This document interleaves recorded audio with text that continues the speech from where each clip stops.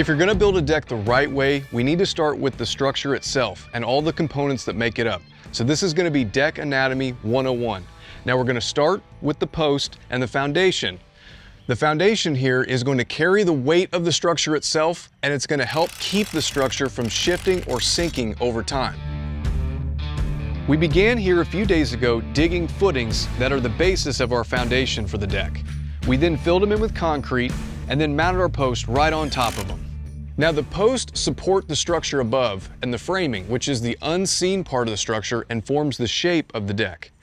Now if we were going to be attaching to the home, we would have a ledger board right here, but because this is a freestanding deck, we're not going to structurally tie into the home. Now the next component are the beams, which sit right on top of the post and structurally support the joists above. Your local code authority can help you to determine how these components are going to be installed depending on the size and location of your deck. So the next component of our deck is going to be the decking itself, which here we're going to be using a material called railingwood from YellaWood. It's a 2x6 radius edge profile decking, and just like all the rest of our pressure treated materials on this structure, it's rated for ground contact applications.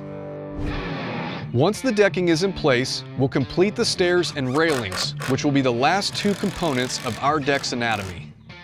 But remember, besides just fitting in with the design of your deck, you want to ensure that each component complies with your local building code.